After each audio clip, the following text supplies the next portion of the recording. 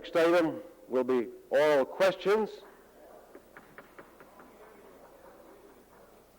While the matter of supplementary questions has been left to the discretion of the Speaker, the new standing orders do set out very precise guidelines. The official opposition and the third party are each to be allowed 2 lead-off questions with 2 supplementaries to each. In each case, the supplementary shall be confined to the party, a member of which has asked the original question.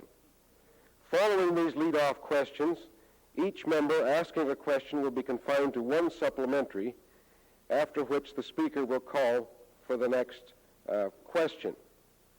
I would like to also point out, as I pointed out yesterday, under Standing Order 19A, every member desiring to speak must rise in his or her place and address himself or herself to the Speaker.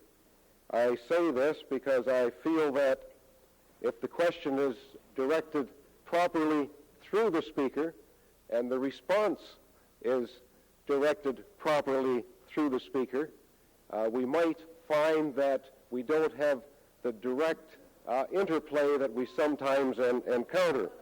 So I would ask the members to address the Speaker, and if they do not, I will remind them. Oral questions? The Leader of the Opposition.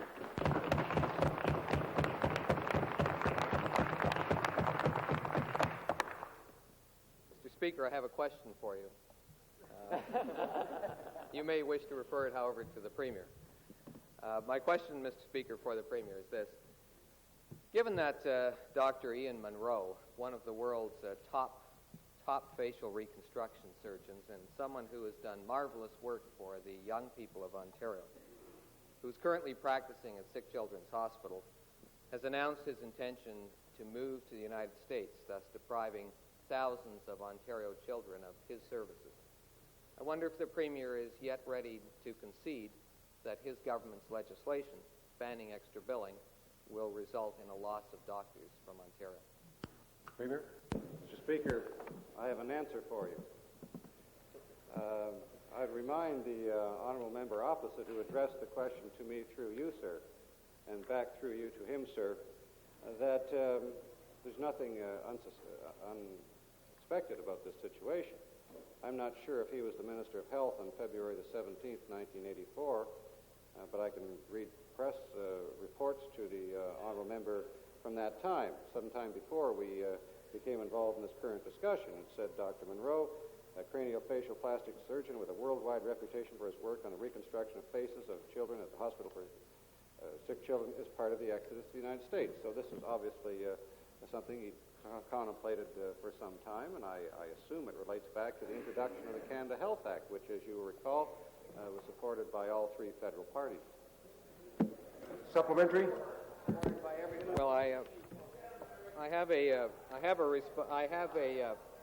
the report from 1984 when Dr. Munro first indicated he might leave Ontario. It indicates his concern indeed about the Canada Health Act, and the news article goes on, Mr. Speaker, to say Dr. Munro fears the federal government may impose financial penalties too expensive for provinces to pay, thus forcing them to comply with the new Canada Health Act. If that happens, Dr. Munro says he will leave. Now, my question to the Premier is this. Since the Premier knows that he has the option of deciding to not proceed with extra billing at this time, since the Premier knows that he has the option of having further negotiations with the doctors to see if he can reach a compromise agreement, wouldn't he therefore agree that it is within his power as Premier of Ontario to stop the exodus of Dr. Munro by stopping this war to extra billing? Certainly, I've never had any indication from Dr. Munro that I have the power to control his life. You may feel you have that power, but I don't feel I have that power.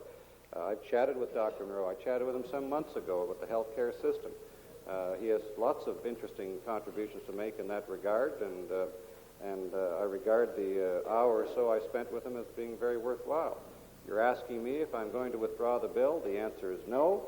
You will be aware, as I am, that one of the things that was discussed was a merit pay for special doctors like Ian Munro, or excellence fund to compensate in this kind of a situation.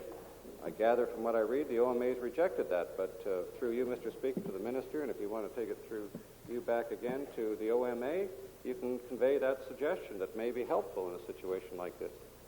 Final supplementary? Well, if the Premier is not prepared to admit that his legislation is likely to cause a loss of doctors such as Dr. Munro from Ontario, my question to him would be this. If he doesn't believe that that's going to happen, why would he, through his chief negotiator, the Attorney General, have offered last week to the OMA as follows? The government recognizes that a special combination of healthcare facilities, research and teaching opportunities, and personal compensation attract and retain, here's the Premier's favorite word, world-class physicians. Mr. Scott went on to offer as follows. The government proposes to establish a special fund to attract and retain world-class physicians. If you don't believe that your legislation is causing some of these world-class physicians to leave Ontario, why did you make this Premier? offer to the OMA last week?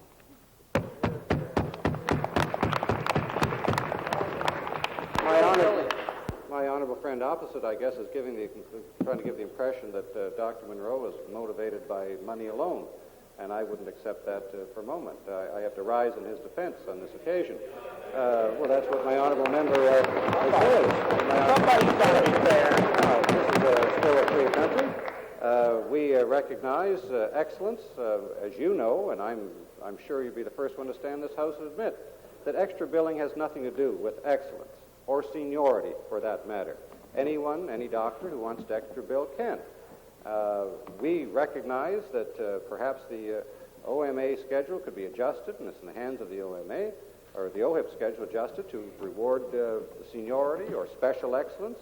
We've initiated those discussions, and if the OMA wants to take advantage, well, you know, my honorable friend opposite, the Treasury critic, doesn't agree with me, which I hope she doesn't, because if she did, I'd know I was wrong. But, she's living proof. She's living proof that opted-out doctors have nothing to do with any particular form of expertise. And that's what I'm saying to you, Mr. Speaker. Our system would have a component, and we're prepared to discuss that with the OMA. New question. Cheap shot. Master of the cheap shot. New question. The Leader of the Opposition. I say to the Premier that your flippancy and disdain for the medical profession of this province, including my colleague, is a disgrace. Order. An absolute disgrace. New question. I want to ask, through you, Mr. Speaker, I want to ask the Premier. If he is still committed to preventing physicians from charging more than the OHIP rates permit. Premier. 30E changes every day. Well, I missed that question. Could you help me out again? Could you repeat that, Mr. Speaker? Could you repeat the question? My question to the Premier is this. Is the Premier still committed to preventing physicians from charging more than the OHIP rates permit? We're committed to ending extra billing for patients, and we have said there's no question about that, and we are going to move on that, and we're trying to work out a system. You're aware of some of the discussions that have taken place, so we're waiting at this moment for a response from the OMA, and we'll wait to hear. Supplementary? Whatever. My question to the Premier, my supplementary question to the Premier is this.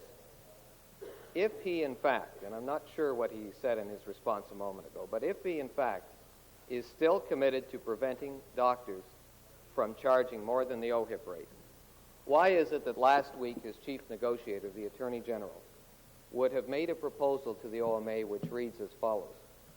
The government believes that there are circumstances in which it may be appropriate to provide payments to designated physicians beyond those currently made by the plan. Examples may include physicians currently charging more than plan rates and others. Now, what is the government's position? Premier? Are you still determined to prevent doctors Order. from charging above the Premier? charging and receiving compensation above Order. the OHIP rate, or have you changed and does this offer Order. The represent- question's been asked. Premier?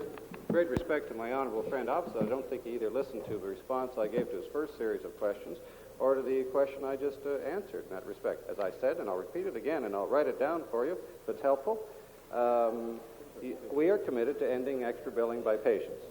Now, we said at the same time, there are certain problems in the payment schedule. That's been discussed for a very long period of time, as you're well aware. There's been constant complaints that the system doesn't reward seniority or special expertise or excellence. We're prepared to sit down and work those things through with the OMA if they want to. As I read it, they've rejected that approach at the moment, but we remain hopeful. Final supplementary. So so it appears that the Premier's position is this. He is committed to preventing physicians from charging more than the OHIP rate, but he is prepared to negotiate about that and maybe step back from his commitment and give them some more money for expertise or to retain world-class physicians. If that is the case, since you've abandoned your commitment, are you now prepared to introduce amendments to Bill 94 which would reflect your current and new belief now that certain doctors ought to be paid more than others and that certain doctors should be allowed to charge more than the OHIP plan? Premier? Because that's what your last offer Order. said. Premier? With great respect, that's nonsense, and that's the most contorted set of logic I've heard in a long time. I recommend to my honorable friend.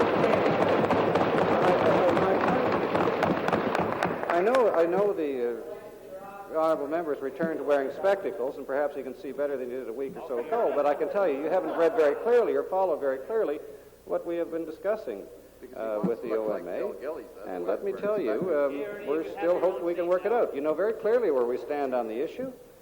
We're anxious to have a resolution with the doctors, and we're going to still continue to talk to them. Say the same thing. New question. The member for York South. Thank you, Mr. Speaker. Order. Order. New question. The member for York South. Mr. Speaker, on this, on the question of extra billing, I understand the Premier told the press yesterday that there remains the basic difference, as he understands it, between the government and the OMA, that the government is, as he says, committed to ending extra billing and the OMA is not.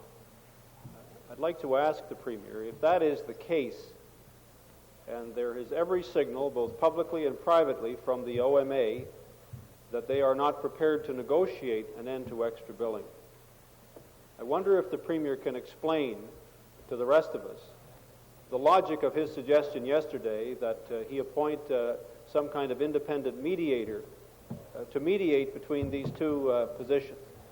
Could I ask the Premier, what is the middle ground between an end to extra billing and a continuation of extra billing? What precisely is the middle ground? Premier? We do not agree that it's not a middle ground at all, but really a Order. limbo. Question's been asked. Speaker, to the honorable member, first of all, I did not suggest appointing a mediator. I want you to be very, very clear on that. At the same time, if somebody's got a constructive idea on how to get a meeting of the minds on this issue, then I'm very happy to do so. But I remind you, in spite of the serious difference of opinion, which I don't underestimate for a moment, that the OMA and the minister are still talking.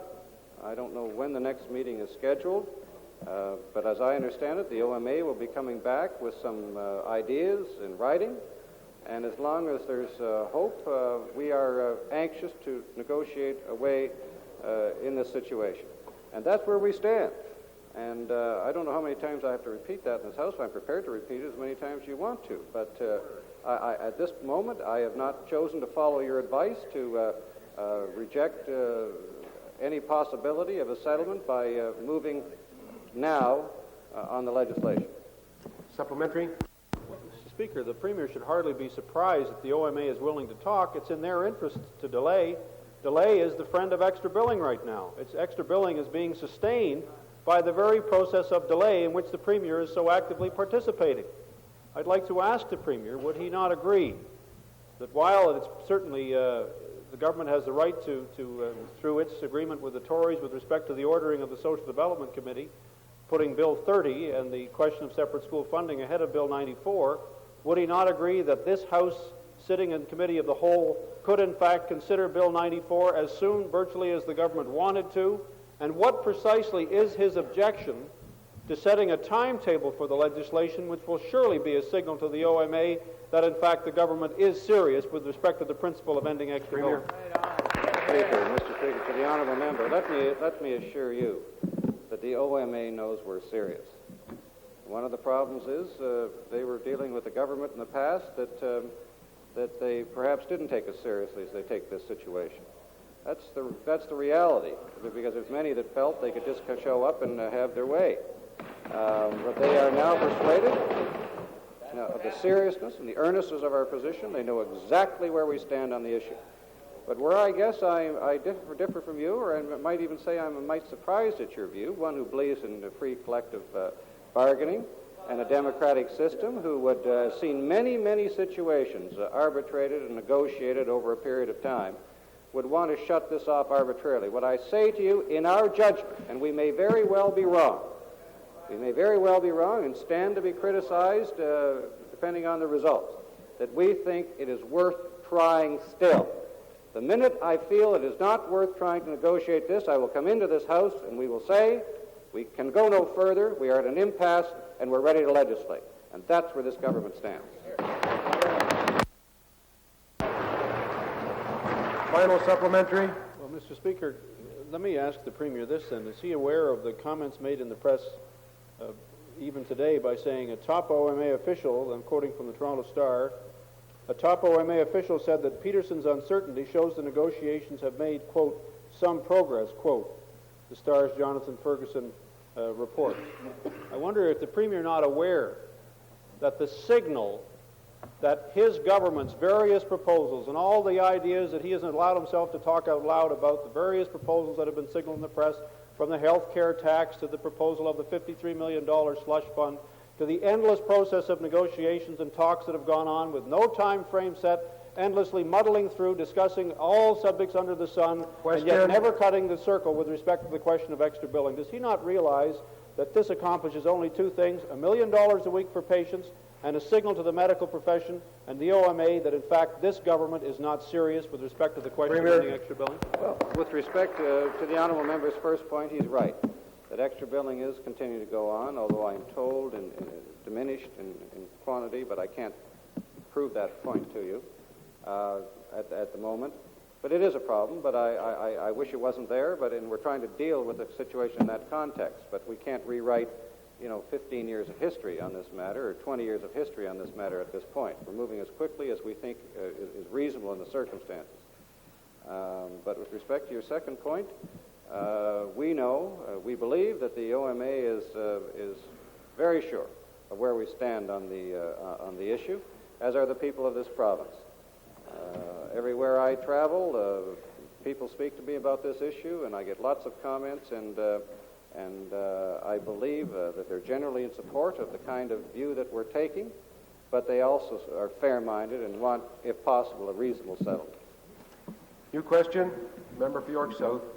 Speaker, back to the Premier, but on another subject, the question of gas prices. The Toronto Star has quoted the Executive Vice President of Shell as saying that while the cost of gasoline has fallen by 10 to 12 cents a litre, we have only dropped our prices by 8 cents a litre, admitting that they're pocketing 2 or 3 cents. Given the statement yesterday by his minister that in fact the legislature does have the power with respect to gas prices in this province, can you explain why the province has in fact not moved to control gas prices when today in Windsor they're at 39.3, 39.9, in Sudbury at 44.3, in Echo Bay at 45.5, all over the province, in fact, far higher than any market analyst says they should be in Ontario. Can you explain why even today you are refusing to act on behalf of consumers with respect to this gouging by the oil companies? Speaker, let me say that I probably inadvertently misled people through my own lack of knowledge about our power. I guess we don't have the legislation in place, but we could pass the legislation. So I want to clear up any mistakes that I have made in that regard, and for that I apologize. Secondly, my understanding is the following, that there are two provinces at the present time that regulate gasoline prices. Interesting, I've had some very interesting discussions with the esteemed Premier of Manitoba on this issue. And it's a difficult issue for every province. One of the realities you find in a province like Nova Scotia that has regulated gasoline prices, that they are paying net tax out much higher prices than where the free market operates.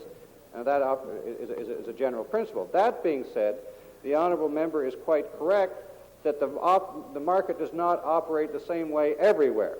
What you've seen, even in a period of very high prices in gasoline, some very cutthroat gas price wars from which the consumer got the benefit.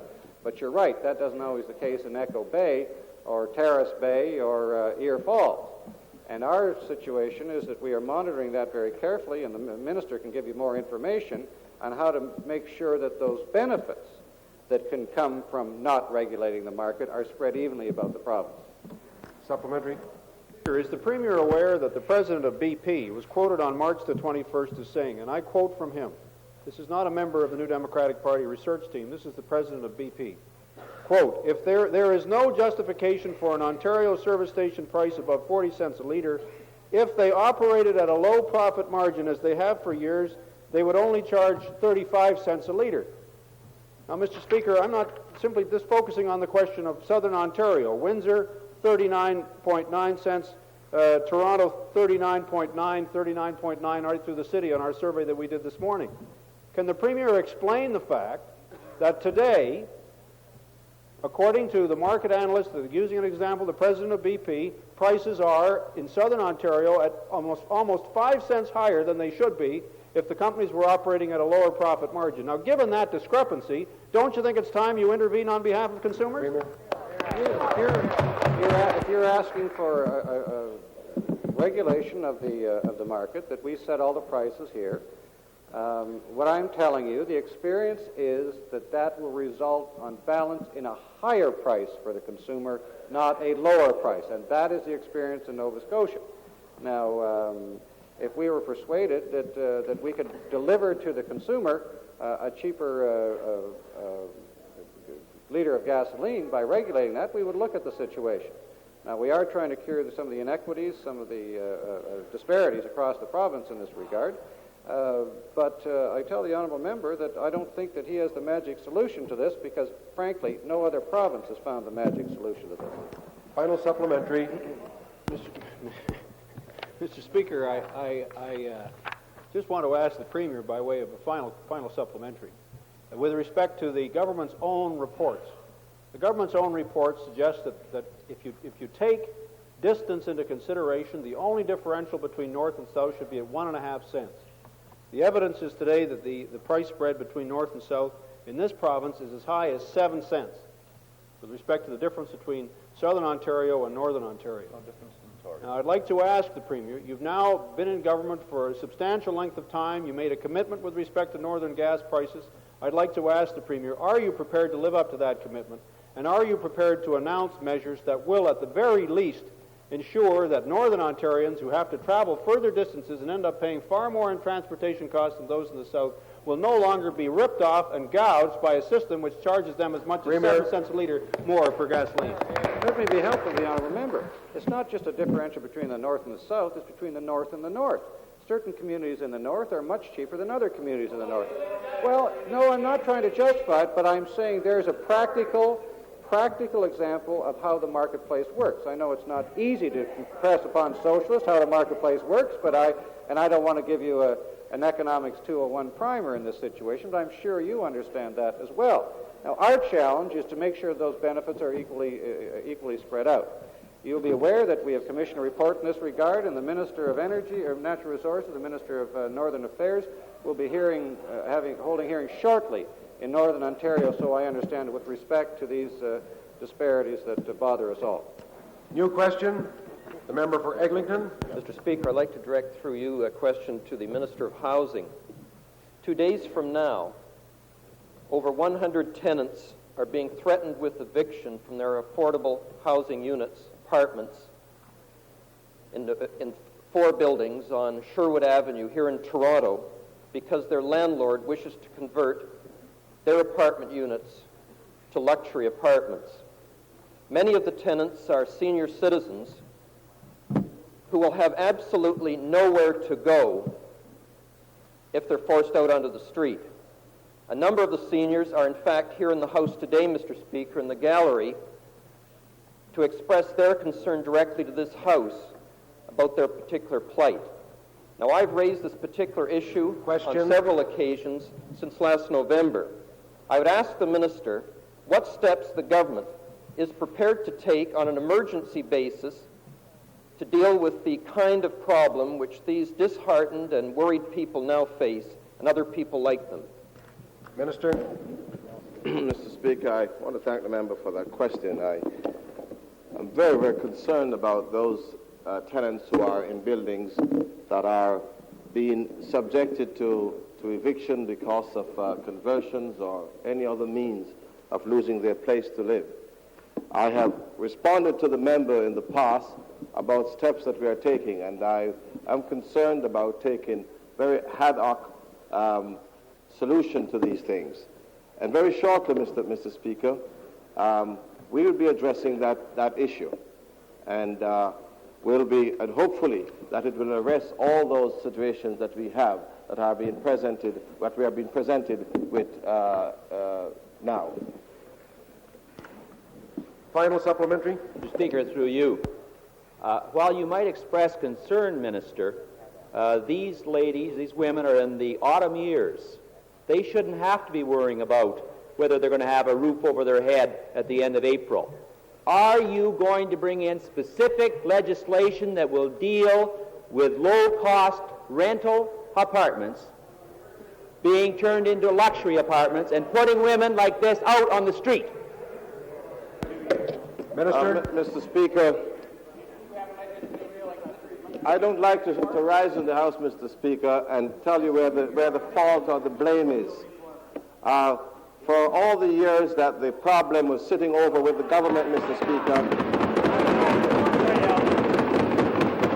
we had hoped, and you know, Mr. Speaker, that in that portfolio there were very intelligent people and presumably very sensitive individuals. They took no action, Mr. Speaker. What we are leveled with today is this problem that has landed on our doorstep, and they want action right now. I'm telling you, in the last 8 or 9 months, the way that we have approached it, Mr. Speaker, will resolve many of the problems, and we are addressing it in a much sensitive manner than you have been in the last 42 years.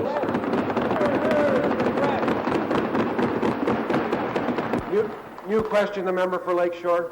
Mr. Speaker, I have a question for the Minister of the Environment.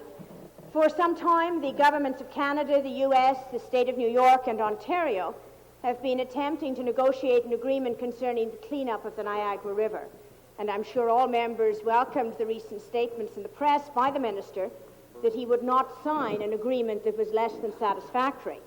My question to him is, Mr. Speaker, given the very deferential attitude of the Prime Minister of Canada to the government of the United States, and the Prime Minister's willingness in the case of acid rain to sign an agreement that contained no specific targets and no detailed plans, can the Minister of the Environment give an assurance to this House that he will not sign on behalf of this government any agreement that doesn't contain detailed plans and a specific schedule for reducing the volume of contaminants in the Niagara River? Minister. Good question. I'm pleased that the member for Lakeshore and the New Democratic Party critic supports the position of the government in this matter and my position in the negotiations which involve 4 parties. As the member I know understands, it's the U.S. EPA at the national level, the Department of Environmental Conservation of New York State, Environment Ontario, and Environment Canada involved in these negotiations. As Minister, I have instructed our negotiators to come forward with a plan or attempt to have a 4-party cleanup plan which encompasses all of which we in Ontario want. Included in that, of course, is a specific schedule for the reduction of the toxic loadings to the Niagara River. Any plan that does not contemplate such a reduction in those loadings to the Niagara River is not a plan which is going to be acceptable to the people of this province, 3.5 million of whom consume water from Lake Ontario. Supplementary. That's somewhat reassuring, Mr. Speaker. But I have to say to the Minister that it's now 2 years, by way of a question, that it's now 2 years since the Niagara River Toxics Committee reported. It appears that, like your predecessors, Mr. Minister, you have made no progress towards convincing the United States to excavate and remove those dumps. There are around 400 or 500 on the Superfund list for excavation. Can he tell the House what action he intends to take to ensure that the United States government will initiate the removal and the excavation of those dumps that pose such an enormous threat to the waters of Lake Ontario? Minister. As the member would be no doubt aware, the government of the province of Ontario, through the Ministry of the Environment, intervened on as many occasions as possible. I know in the Hyde Park dump situation, for instance, I have directed a letter to the appropriate authorities in the U.S. intervening on behalf of the province of Ontario. In all of the negotiations, including my discussions with Lee Thomas of the U.S. EPA and Hank Williams, the Commissioner of the Department of Environmental Conservation in New York State, I have made it clear to them that the position of the province of Ontario is that the ultimate solution to the dump sites, which are immediately adjacent to the Niagara River, is excavation. And so I'm pleased that you're supporting the position of the province of Ontario. I cannot accept the blame for the Americans not accepting the point of view that we're putting forward, but I think the member is justified in expressing criticism of those who are in the negotiating process who do not feel, as we do in Ontario, that the dumps must be cleaned up, that there must be extensive monitoring taking place, and that there must be a reduction schedule. New question. The member for Cochrane South. Thank you, Mr. Speaker. I have a question to the Minister of Education. Bonus of time. To the Minister of Education, I'd like to ask him about the special education program that he has a responsibility for administering in this province. What policies and programs has the Minister put into place to guarantee that such services as speech pathology and speech therapy are made available to those boys and girls in our school system who have need of them so they can successfully complete their school terms? And secondly, and more importantly, what steps or what procedures has he taken to make sure that those same services, speech pathology and speech therapy services, are available to every boy and girl in this province, regardless of whether they live in Pembroke or in Iroquois Falls, in eastern Ontario or northern Ontario or rural Ontario? Minister. Mr. Speaker, through you to the honourable critic at large, I want to indicate that as Minister of Education, I have carried forward a very excellent initiative brought forward some 6 years ago by his colleague, the member for York Mills.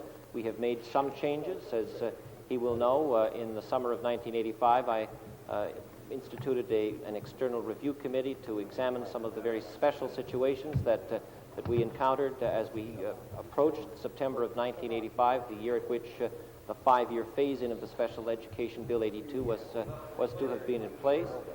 I want to say to the honourable member that we have continued what I believe to be a very appropriate level of funding, but I do recognize that the whole field of special education continues to require very close monitoring and review. It is for that reason that we have just released a discussion paper about the processes and the practices under the legislation. That discussion paper is currently before the education community, and I expect to be introducing some adjustments and some amendments to the legislation later this year.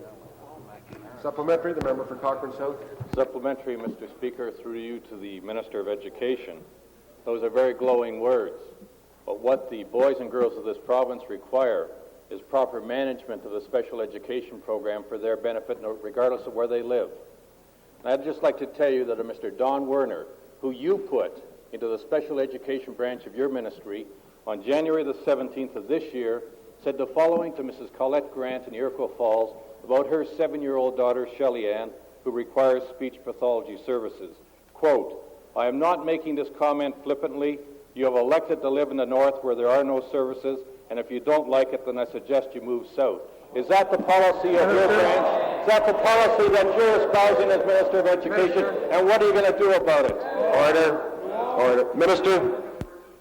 Mr. Speaker, that is not the policy of this government, and I'm sure the critic at large, the member from Cochrane South, will want to share that information with me, and I can assure the honourable member that I will investigate fully and immediately and report back to the honourable member and this House very, very directly. New question, the member for Hamilton East. I have a question of the Minister of Industry, Trade and Technology. Ronald Reagan has submitted his wish list for free trade negotiations, and many of the items that are on that list, Mr. Minister, directly affect Ontario, including increased access to the Canadian market for U.S. companies, to provincial government contracts, reduction of government subsidies and support to industry, resolution of the trade disputes, including the softwood lumber and agriculture, and assurances that the provinces endorse the resulting trade agreement. Can the minister tell us, would his government sign or would it not sign such an agreement? Minister. Mr. Speaker, has been said in the past on several occasions, when it comes to such issues as the cultural industry, social programs, research and development, agriculture, the auto pact, and financial services, we do not believe that those issues should be on the table. Supplementary. The Ontario government currently has two procurement policies to assist and promote Canadian business and Canadian content in procurement process. The Canadian Preference Policy and Industrial Development Review Policy, which is designed, of course, towards import replacement and job creation. Can the minister tell us if he is prepared to have these policies abandoned as bargaining chips in the free trade talks? And if not, will it end the free trade talks? Minister. We will be looking very carefully at any suggestions that are discussed by the parties in their discussions. I might also say that the member of the Globe and Mail article is correct. The very last sentence of that article read, assurance that the Canadian provinces sign on to a trade agreement. That has been asked by the President, and that means that we will have to agree to any agreements that are made. New question.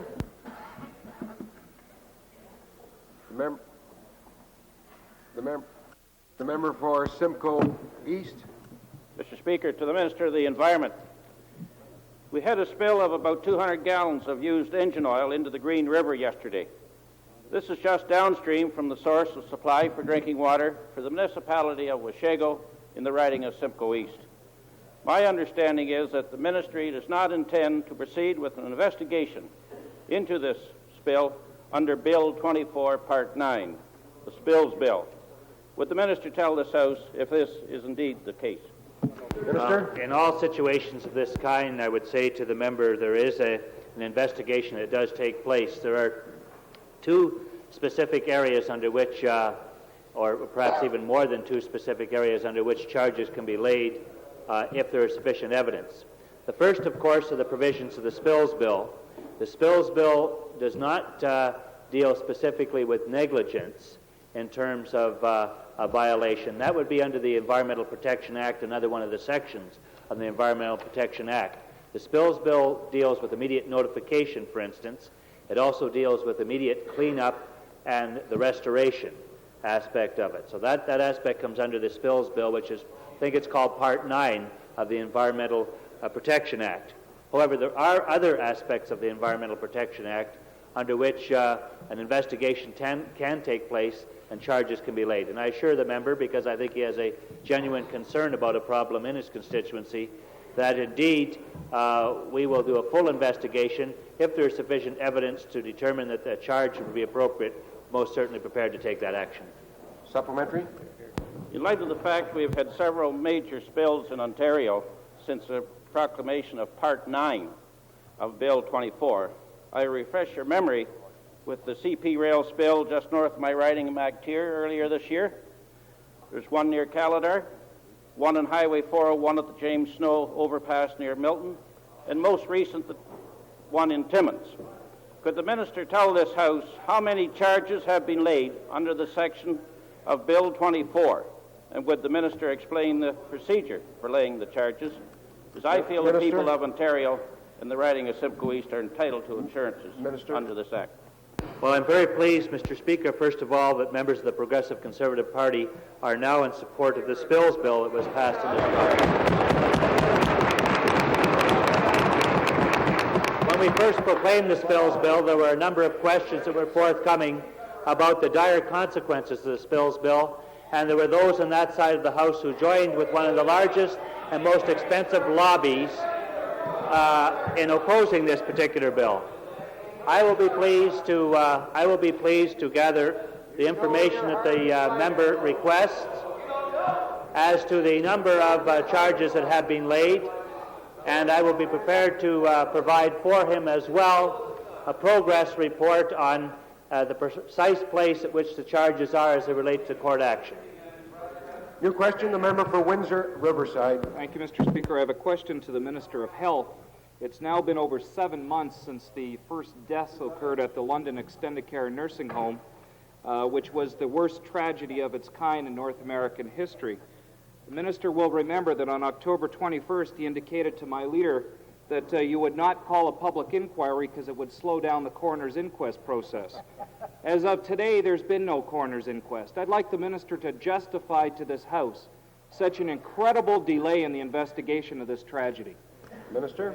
Well, Mr. Speaker, I thank the honourable member for the question, but I would have to say that he would probably be aware, as we are, that the inquest itself is about to occur, and in fact I have spoken recently with the medical officer of health in Middlesex, London, Dr. Pudden, and others to make sure that the preparations are in place for going ahead with that inquest. I look forward to the results of the review being done by the inquest, and I can tell the honourable member that in fact the material which had to be generated for it is, from my understanding, in place and ready to proceed early in May. Supplementary? Mr. Speaker, that doesn't answer the question. It'll be 9 months by the time this inquest has been held. I'd like to ask the Minister, since one of the rationales for not laying charges at the time against this home based on Dr. Siliadis' report was that you wanted to wait for the coroner's inquest. Yet on February 20th, you wrote to me and said there had been a decision not to lay charges against this nursing home. How can the Minister justify no coroner's inquest to date, no charges, and at this point, no report on the investigation of the inspection branch of your ministry that came out of that tragedy?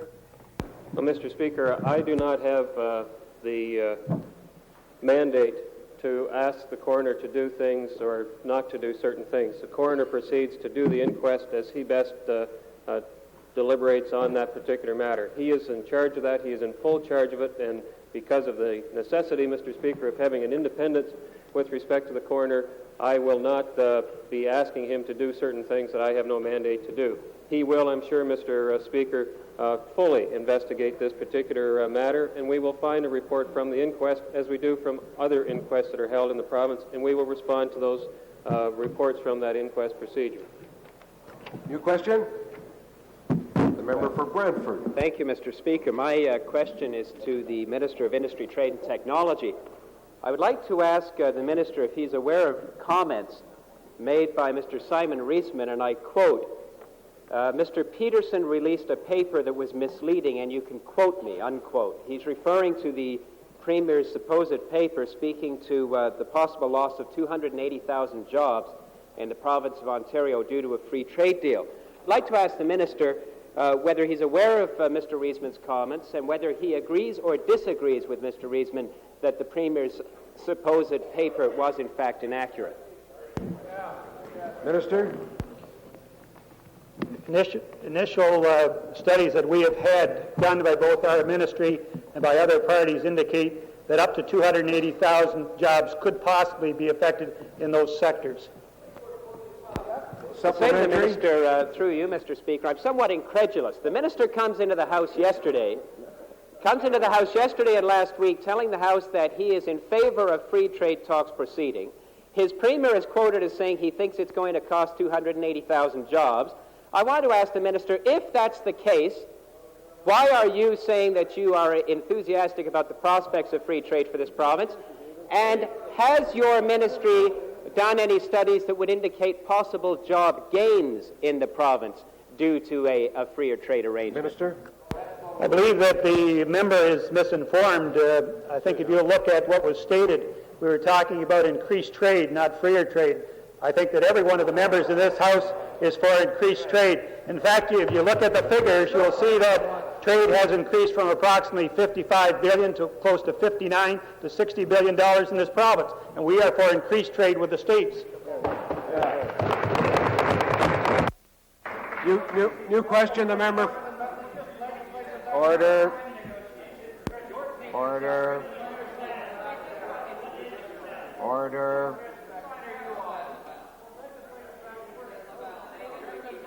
Order. Order.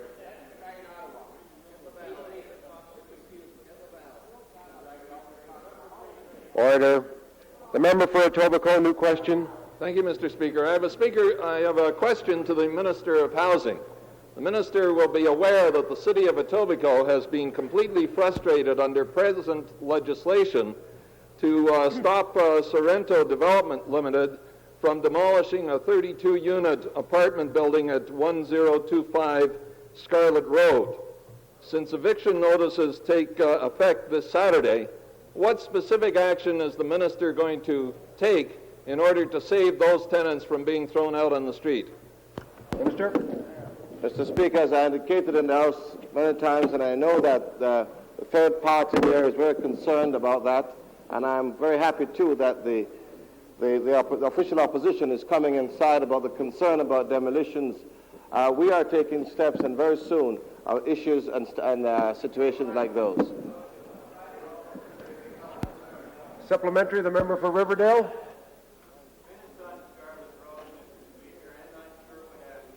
Have a gun to their heads, and so do tenants all across Ontario. Will the minister move to protect our housing stock and the tenants therein from the threats posed not only by demolitions, but also by condo conversion and co-ownership schemes, and will he introduce such legislation tomorrow?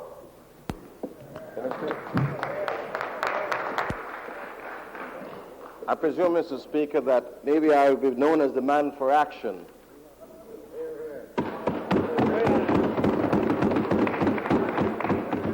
We started off with demolition, we talk about conversion, and then we want a legislation to include everything. And then you want it immediately.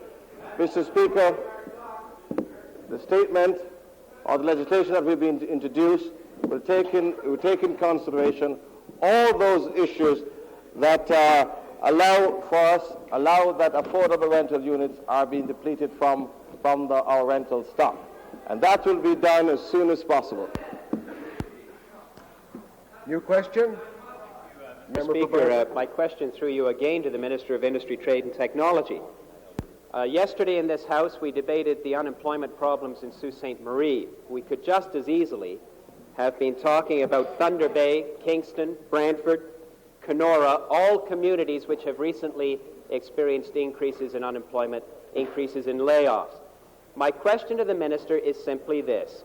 Thus far this year, there has been a 65% increase in layoffs in this province. What is your ministry doing about it? Minister? Well, I think it was very clearly expressed by the Premier over the last couple of days that if you're talking about jobs in the North, we have to expand our economic base there. And we have to do everything possible through the ministers, the deputy ministers, and the staff to create jobs in those regions. And that's what we will be attempting to do.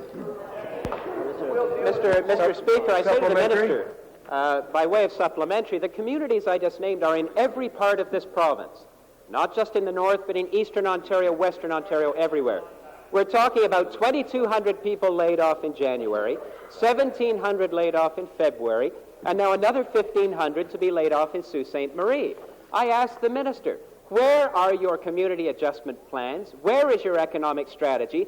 What are you going to do in the short term to benefit those people and their communities? Minister? Mr. Speaker, I believe I tried to cover jobs in the North and our real desire to create jobs there. If you want to talk about the rest of the province, I can go to the unemployment statistics, which show we have dropped to 6.8 from 8.7 last year, a reduction of 2%. I can quote 183,000 more jobs created. So look at the rest of the province. Look at it. Order. Order. Order. Order. Order. Order. New question, the member for Ottawa Centre. Thank you, Mr. Speaker. Mr. Speaker, my question is to the Solicitor General. On March 31st of this year, the 3-year funding agreement that his ministry has with the Ontario Coalition of Rape Crisis Centres ran out, and since that time, the funding to centres in Ontario has lapsed. I wonder if he'd explain to this House why. Minister. Speaker, I'm pleased to respond to the honourable member opposite. We're very much aware of the fact that the 3-year agreement ended on March 31st. The last check went out on that particular date to the coalition. We share with the Ontario Rape Crisis Coalition Centre the concern for any victim of sexual assault. And we know that the provision of service is still provided through all of the many centres throughout Ontario. However, the matter of the funding of the coalition is somewhat of a different issue, a more extended one, because in their request for funding that they put in this year, they are looking for more than 3 times to 4 times the sum of money over the next 3-year period, anywhere from some $600,000 to $800,000 in the 3rd year.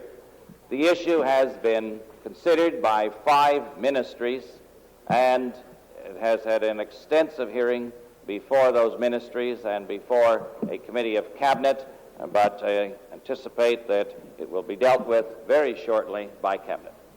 Supplementary. Mr. Speaker, whatever the problems there are with the specific requests that come forward, whatever decision is made with all these ministries, that's not the point at this stage.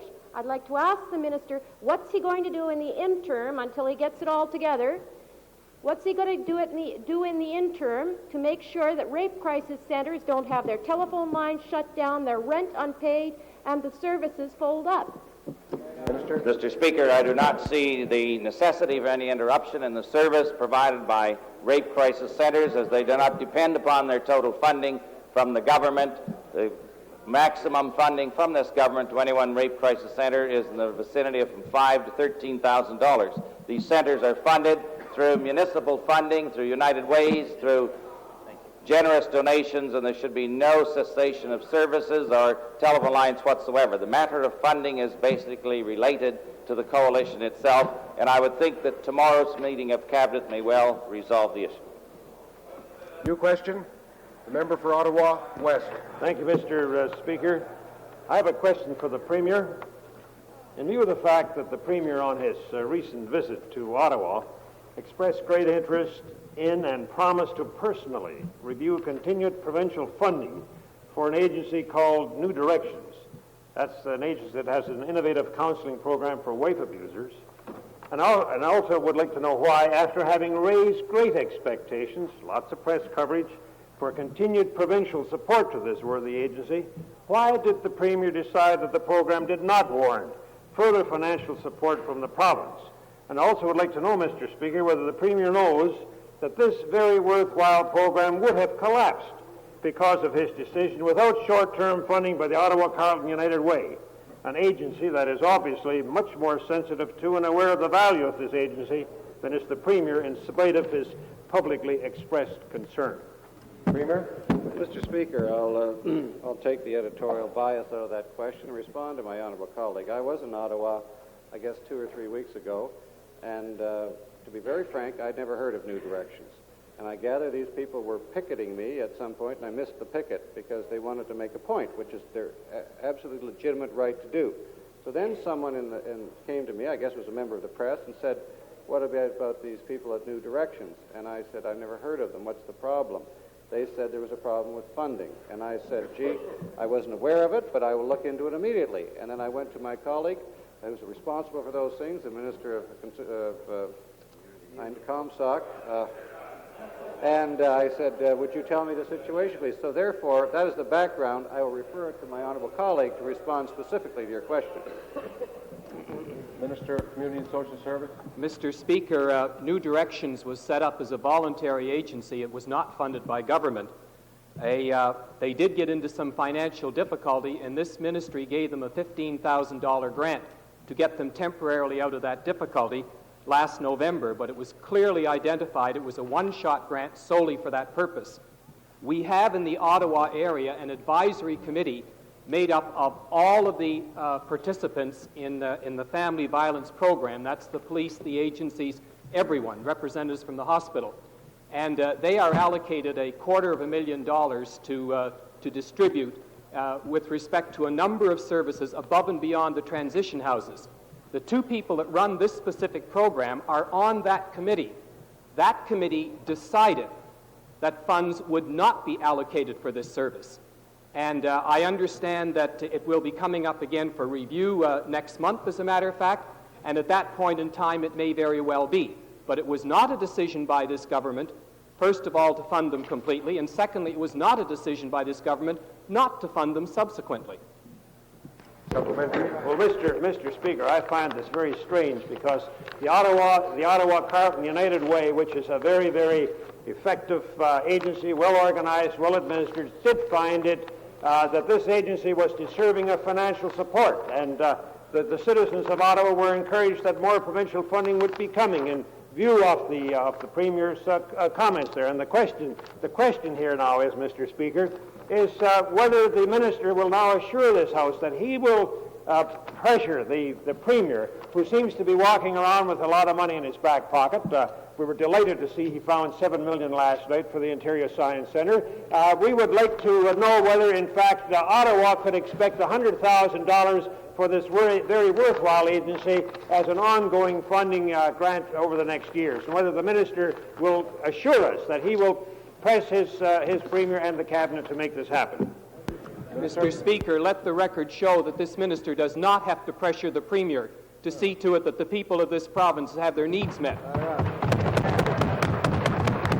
Well, he had to. Secondly, they still failed. They still failed. Times have changed. Secondly, Mr. Speaker, I would remind that member, coming from the Ottawa area, that the advisory council, the one that advises this ministry and the office of this ministry in the Ottawa area, represents all of the people of Ottawa. It is not this minister stepping into Ottawa and telling those people what to do. It is providing the service. We provide over $250,000 not just to the Ottawa area, but also to the other 3 regional areas immediately around it. We provide the funds. The decision as to how to allocate those funds is made by that local advisory committee. If that member is suggesting that we step in and interfere with a local decision-making, then let that man stand up and make that decision. We're not prepared to do that. I would also tell that member that there is another service in the Ottawa area that... Order. New question. The member for Scarborough West.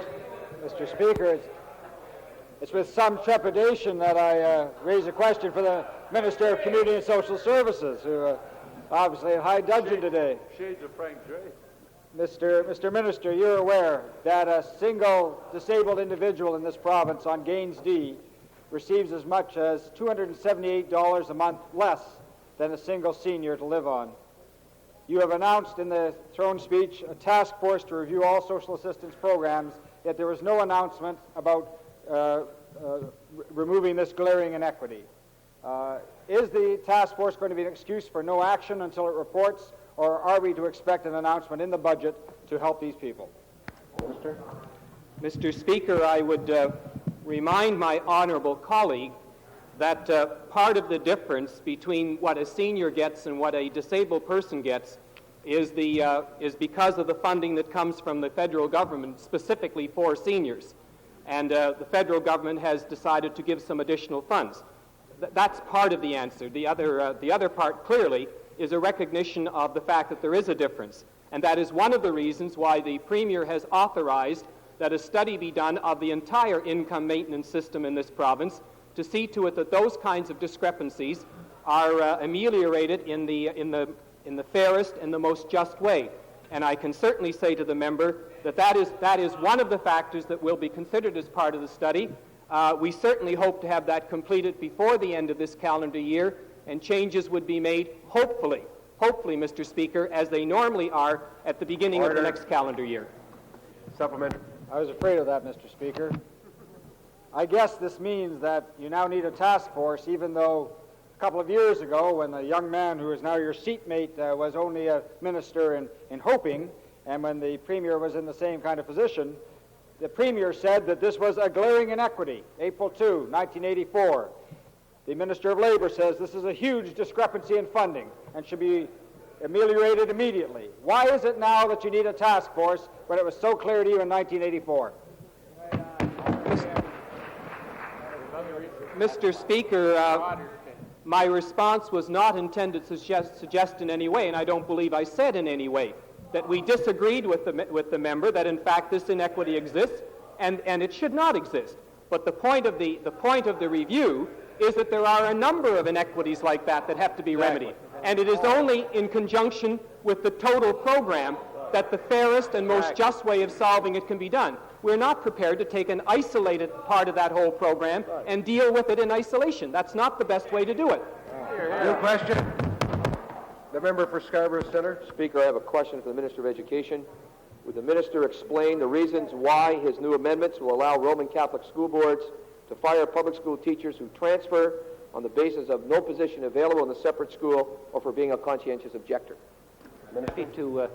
To clear up the honourable member's apparent misunderstanding about the amendment in this particular connection, in response to some very constructive criticism which my honourable friend from Scarborough Centre and my friend from Hamilton West brought to the committee, I introduced a new amendment that has broadened the basis of protection for those public school teachers who will transfer because of an enrollment shift from the public to the extended separate school system. And the additional criterion that we have added is that criterion of conscience. And where a designated or transferred public school teacher finds himself or herself in the extended separate school system, that individual now has the right to refuse employment on the grounds of conscience. In that event, the separate school board involved must offer financial assistance and retraining to the conscientious objector. And the only condition under which that designated teacher who is a conscientious objector can be terminated by the separate school board is where that conscientious objector refuses to accept employment for which he or she is now qualified as a result of the financial assistance or the retraining. That is the only condition, Mr. Speaker, and I want to say again, we have responded to some very helpful suggestions made by the honourable member. We have broadened the basis of the protection. That is the intent of the amendment, and to the extent the honourable member needs clarification. Order. I think the question period went very well. However, I noticed that if some of the questions were long, some of the answers were long, and then in turn the questions got a little longer. So I hope that we can correct that over the next few days.